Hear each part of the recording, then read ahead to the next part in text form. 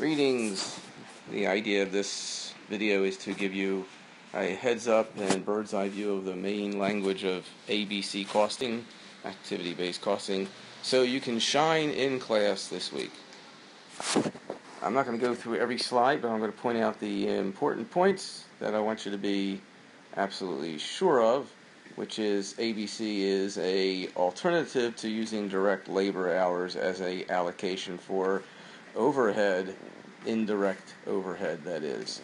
And even though we say that it's a alternative, it doesn't mean that direct labor won't be the right base to use to allocate our indirect overhead.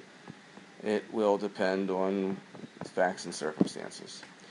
Categories or activities, and this is the basis of ABC costing, is, as we said in class, look for the activity and then find the cause and effect of that activity when it comes to indirect overhead.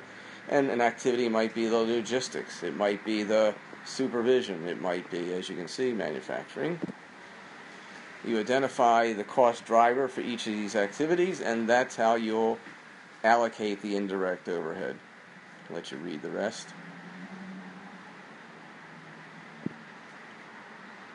And the steps are simple, just like they would be for any other allocation of indirect overhead.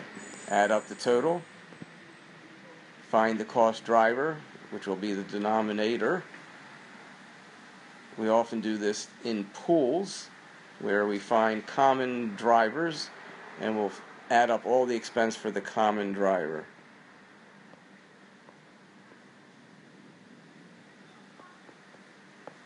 And that'll be a pool. No use doing each expense item for where the particular driver might be the same as another expense item. Put them into pools. Then you compute the rate to allocate during the course of the year. Remember, it's estimated, so that at the end of the year there'll be even when it's not activity-based costing, at the end of the year there'll be a difference between the amount allocated and the actual, and we'll have, I'll say versus the actual, and we'll have potential over or under applied overhead, even with ABC, because again it's based on an estimated amount.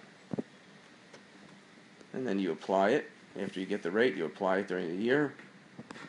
At the end of the year, see what the actual is. And that's we already covered that in chapter 4. All right, then there's some slides here, which this will be posted on Canvas. You can go through and see the example just to make sure you understand how it operates. And so I think we'll see if there's anything else here of academic theoretical interest. Identify one or more cost drivers. What you're doing is, again, this is a repeat, you're researching the nature of your overhead to try to find measurable factors. And the key, I think, there is factor that you can measure. And as I said in class, when you say factor, it's a cause. So you're looking for a cause and effect. Why does logistics or supervision eat up indirect overhead? Why? Oh, because we have more. The more customers we have, it eats up more. The less customers, it eats up less. It uses less, if you want to say it that way.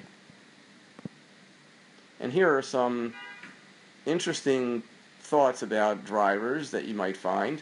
Of course, square footage is common. Machine hours, direct labor can be, but here's some more that are unusual from normal allocations of indirect overhead. And you should read through these to see anything that you like that you might want to use in your real world.